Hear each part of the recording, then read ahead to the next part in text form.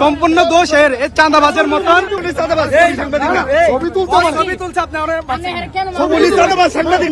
আমার কাছে খুব অবাক লাগে, আমার দুঃখ লাগে, আমার মাথাটা নিচু হয়ে যায় যে একজন সাংবাদিক মার খায়।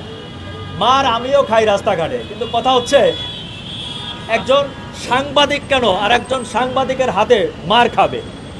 আমি এটা কোনোভাবে মেনে নিতে পারি না যে এটা কতখানি লজ্জার, আর যে আক্রমণ করে এটা কত বড় ধৃষ্টতার। বাংলাদেশ সংস্কার হয়েছে, সংস্কার চলছে। আমি পাশাপাশি সরকারকে বলবো, গণমাধ্যমের সবাইকে বলবো যে আমার মনে হয় সব কিছু সংস্কারের পাশাপাশি বাংলাদেশের এই সাংবাদিকতার একটা বড় সংস্কার হওয়া দরকার। আমাদের সবার একত্রিত হতে হবে। মনে রাখবেন যে সন্ত্রাসী যারা, তারা সন্ত্রাসী, সে যেখানকারই হোক না কেন। আজকে যে টেলিভিশন চ্যানেলের একজন সাংবাদিক এই কাজটি করেছে, আমরা টেলিভিশনের সব সাংবাদিকদের বিরুদ্ধে কথা বলতে চাই না। আমরা টেলিভিশনের বিরুদ্ধে অন্য কোনো টেলিভিশন, অন্য কোনো মিডিয়া আমরা নিউজ করতে চাই না। কিন্তু কোনো প্রতিষ্ঠান যদি সন্ত্রাসীকে প্রশ্রয় দেয়, কোনো প্রতিষ্ঠান যদি সাংবাদিকতার নামে সন্ত্রাসীদেরকে পালে, তাহলে আমরা ওই প্রতিষ্ঠানের বিরুদ্ধে পরবর্তীতে কঠোর কর্মসূচি দেব এবং কথা বলতে বাধ্য হব।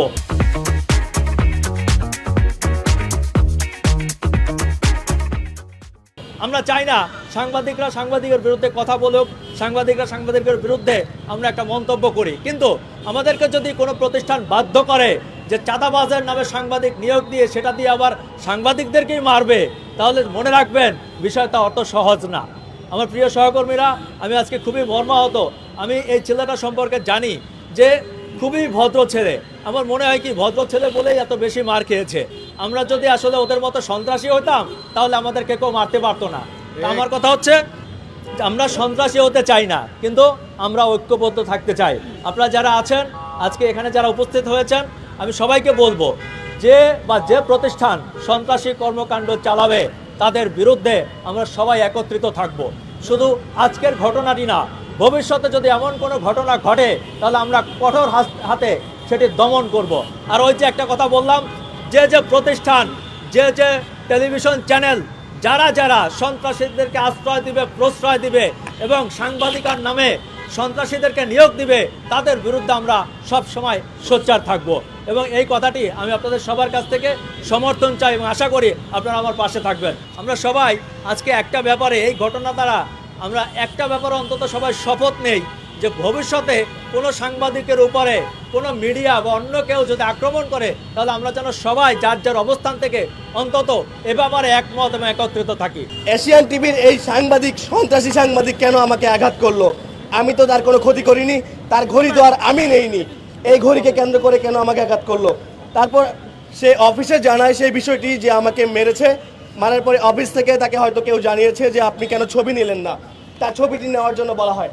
আসলে দেখেন, পরে আমি আর কালবেলা সাংবাদিক মাহিম দুজন আমরা সহকর্মী তাকে সহ এই কুখ্যাত সাংবাদিককে আমরা খুঁজতে থাকি যে আসলে তিনি কোথায় আছে। তাকে পেলে আমরা যেন আমরা বলতে পারি যে আসলে এই মারার কারণটা কি মূলত। কিন্তু আমরা তাকে না পাওয়ার কারণে আমরা মাহিমকে এক পর্যায়ে ছেড়ে দেই। মাহিমকে বলি যে আপনি আপনার মতো করে চলে যান বাসায়। একসাথে যাওয়ার কথা ছিল, যেহেতু তাকে আঘাত করেছে হয়তো পরবর্তীতে আঘাত করতে পারে, সেই কারণে তাকে আমি বলেছি যে ভাই চলেন একসাথে চলে যাই। পরবর্তীতে সে যেহেতু কারণবাজারে আসার কথা ছিল, আমাকে অফিসে যাওয়ার কথা ছিল, তো তাকে আমি ছেড়ে দেই যে আপনি চলে যান। পরবর্তীতে তাকে আবারও দেখা হয়, তার সাথে সেই সন্ত্রাসী সাংবাদিকের সাথে দেখা হয় এবং সে একটি ছবি তুলতে যায়। তাকে একা পেয়ে সে একটি ছবি তোলার কারণে তাকে আঘাত করে এবং এমন নৃশংসভাবে আঘাত করে, সে আঘাতের কারণে তার আজকে একটি চোখ নষ্ট হয়ে যাওয়ার পথে। সেই চোখের দায় কি তারা দিতে পারবে? তারা সেই চোখে আঘাত করার পরে সে সরি বলতেছে। একজন সহকর্মীকে আঘাত করার পরে যদি সরি বলে, এটা কোনো সমাধান নয়। আমরা তার দৃষ্টান্তমূলক শাস্তি দাবি করছি। এশিয়ান টিভি তাৎক্ষণিকভাবে তাকে প্রত্যাহার করেছে সাময়িকভাবে প্রত্যাহার আমরা মানি না, কারণ এরকম এনামুলকে তারা টাকার বিনিময়ে কার্ড দিয়ে থাকে। এরকম এনামুলকে তারা টাকার বিনিময়ে আজকে প্রত্যাহার করবে, কালকে আবারও চাকরিতে নেবে।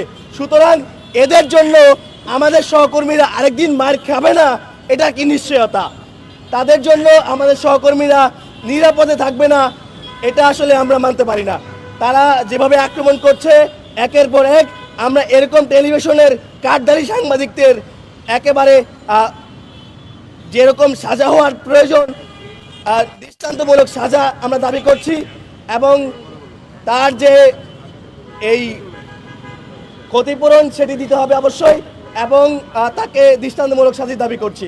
এভাবে আইনগত দৃষ্টান্তমূলক শাস্তি দাবি করছি, এবং সে যে অতর্কিতভাবে হামলা করলো এটির মূল ব্যাখ্যা সে সরি হিসাবেই শেষ করে দিতে পারে না।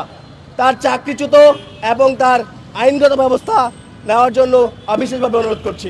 ভুল হয়ে গেছে মধ্যে সীমাবদ্ধ নয় বা এর মধ্যে কোনো সমাধান নয়। আমি একমাত্র সমাধান দেখছি, তাকে ইতিমধ্যে তার বিরুদ্ধে মামলা হয়েছে, তাকে আইনের আওতায় এনে তাকে গ্রেফতার করে দৃষ্টান্তমূলক শাস্তি দিতে হবে। কারণ একজন পেশাদার সাংবাদিক কখনো অন্যের উপর আইন নিজের হাতে তুলে নিতে পারে না।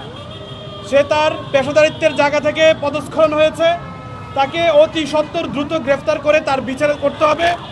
মূলত একটি কথা বলে শেষ করতে চাই, এই ধরনের ঘটনাগুলো বেশি হওয়ার কারণ জাতীয় গণমাধ্যমগুলোর নৈতিক পদস্খলন। কারণ তারা অসহায়ের মতো, ভিক্ষুকের মতো, ভিখারির মতো কার্ড বিক্রি করে গণমাধ্যম চালাচ্ছে।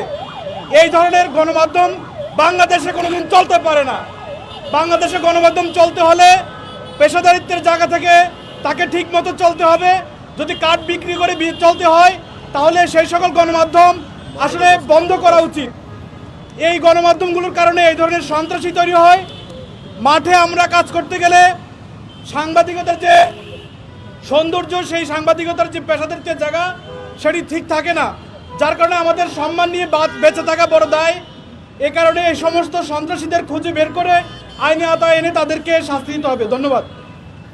যখনই আমরা গতকালকে এই ঘটনা শুনলাম, আমার মাথার মধ্যে যেন আকাশ ভেঙে পড়ল, যে ওর উপরে কিভাবে হামলা হতে পারে, ওর উপরে কিভাবে সাংবাদিক পরিচয়ে আরেকজন কিভাবে হামলা হতে পারে।